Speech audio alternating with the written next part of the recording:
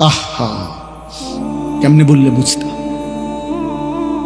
কেউ কারোর জন্য আটকাইবে না বাপ। তুমি গুনাহ করলে তোমারে বাধা দিবে কে? তুমি কৌশল করলে আমি তো পারতাম না, বুঝাইতে না পারো, কিন্তু রাতের 2টায় অন্ধকারে তুমি উলঙ্গ ছবি দেখলে তোমারে ফিরাবে কে?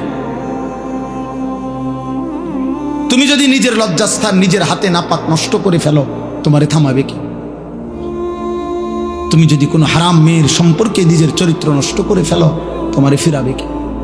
অতএব তোমার বিবেক, তোমার অনুভূতি, তোমার আখিরাত, তোমার আল্লাহর কথা স্মরণ থাকা, এটাই তোমার গুনাহ থেকে ফিরাবে। নাহলে আমি কি আর তোমার লগে থাকবনি? তুমি কি আর আমার সাথে থাকবা না? এই জন্য আমরা বিবেক জাগাইতে চাই। একজন হোক, কোনো অসুবিধা নেই। আমি তো ইলেকশন করছি না যে ভাই আপনাদের সবার ভোট দরকার আমার, এবার আপনারা দাঁড়াইয়া মতেন আর বইয়া মতেন, এটা দেখার বিষয় না। ভোটটা আমারে দিয়ে, বিষয়টা কি এমন? কথা বলেন, এই মাহফিলের মাকসাদ এইটা? আখিরাত। কি মাকসাদ? আখিরাত মাকসাদ। আমি একটা আয়াত পড়ি, এরপরে আমার কথা শেষ। মহান আল্লাহ পাক রব্বুল আলামিন বলেন, হুয়াল্লাযী খালাকাকুম, একটু শুনে না, 10 মিনিট ইনশাআল্লাহ। হুয়াল্লাযী খালাকাকুম মিন তুরাবিন, আল্লাহ বলেন আল্লাহই তোমাদেরকে সৃষ্টি করেছেন মাটি থেকে। সুম্মা মিন নুতফাতিন, অতঃপর বীর্যের ফোঁটা থেকে। সুম্মা মিন আলাকাতিন, অতঃপর জমাট রক্ত থেকে। মহান আল্লাহ পাক আমাদেরকে মায়ের পেট থেকে বের করার আগে 7টা ধাপে সৃষ্টি করেছে।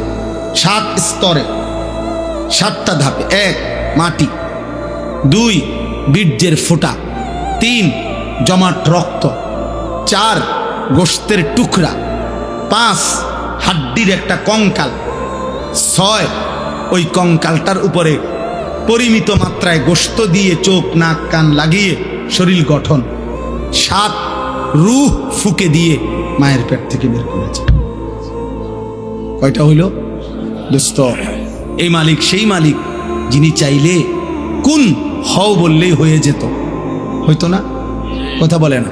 আল্লাহ বলে, বান্দা এ হও, এই কথা দিয়ে আমি তোমারে বানাই নাই, বরং 9 মাস মায়ের অন্ধকার জরায়ুতে আমি কাউকে না ডেকে, একজন ফেরেশতাকেও না রেখে, আমি মালিক একা আমার কুদরতি হাতে তোমারে সাজাইছি। তুমি জানো না বান্দা, তুমি আমার বড় মায়ার সৃষ্টি। তোমার মারে জিজ্ঞাসা করে দেখো, আমি কোনোদিন তোমার মাকে, তুমি যখন গর্ভে ছিলা, জিজ্ঞেস করি নাই যে মা তোর ছেলের নাক লাগাবো, কোথায় লাগাবো, তুই মা বলে দে। আল্লাহ বলে না, আমি কাউকে জিজ্ঞেস করি নাই, আমি মালিক আমার নিজ হাতে, আমার কুদরতি হাতে বান্দা বড় বেশি সুন্দর করে আল্লাহ কসম করে বলছে, 4টা কসম করে আল্লাহ বলছে, ওয়াত-তিনি ওয়াজ-যাইতুন ওয়া তুরি সিনিন ওয়া হাদাল বালাদিল আমিন। আল্লাহ বলছে কসম বান্দা, কসম কসম কসম, আমি তোরে মানুষকে বড় সবচেয়ে সুন্দর করে আমি আল্লাহ সৃষ্টি করেছি। আমি তোকে বড় বেশি যত্ন করে বানিয়েছি। আমার মতো এমন মালিক কেমনে ভুলে গেলি? এমন মনিব কেমনে ভুলে গেল? এমন মালিক কেমনে ভুলে গেল? ভাইয়া বলো না, একটা ছেলে বলো, এত বড় মালিককে কেমনে সেজদা না দিয়া, এত বড় কলজা তোমার কেমনে হলো? তুমি জানো না তিনি কে? তুমি জানো না তিনি কত বড় শক্তিশালী? 1 সেকেন্ডের জন্য আল্লাহকে আড়াল করার শক্তি আমাদের কারো আছে তো? 1 সেকেন্ড আল্লাহ পাকের অপছন্দের উপরে আমরা 1 সেকেন্ড বেঁচে থাকার ক্ষমতা আমাদের আছে তো? তাহলে আল্লাহ তাআলা বলেন, এই এক কথা মনে করাইছেন যে বান্দা ধীরে ধীরে ধাপে ধাপে আমি তোমাকে সৃষ্টি করেছি, তুমি আমারে ভুলো না, তুমি আমার বড় বেশি যত্ন সৃষ্টি, তোমারে আমি অনেক আদর করে বানিয়েছি, অনেক বেশি আদর করে বানিয়েছি। ফি আইয়ি সূরাতিন মা শাআ রাক্কাবা, আমি নিজ হাতে তোমার চেহারার আকৃতি দিয়েছি। এই লোকটা কালো কেন? আল্লাহ বলেন আমি চেয়েছি। এ সাদা কেন? আমি চেয়েছি। আমি চেয়েছি। এরে বাংলাদেশে সৃষ্টি দিলাম কেন? ও আরব দেশে কেন? আমার ইচ্ছা হয়েছে। কার ইচ্ছা?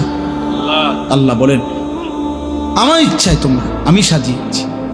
চেহারা দেখলেই বোঝা যায় চেহারাটা কালো হয়ে আছে। আহা, গুনাহ তোমাদের চেহারা কালো করে ফেলছে। চেহারায় কোনো রসকস দয়া মায়া নাই। চুল চেহারার মধ্যে মুসলমানের কোনো চিহ্ন নাই, সারাদিনের চলাফেরার মধ্যে ঈমান আমলের কোনো নমুনা নাই। একটা বারও পেশাব করে টয়লেট পেপারও ব্যবহার করো না, পানিও ব্যবহার করো না। আহা, এটা কোনো আখলাক? তুমি কোনোদিন কুত্তা দেখো নাই? তুমি রাস্তার কুত্তা দেখো না? কুত্তাও তো পেশাব করে পানি নেয় না, কুত্তাও তো টয়লেট পেপার ব্যবহার করে না। তুমি দেখো না আব্বা, মাঝে মাঝে সবচেয়ে উত্তম হয় ওই কুকুরের সাথে একটা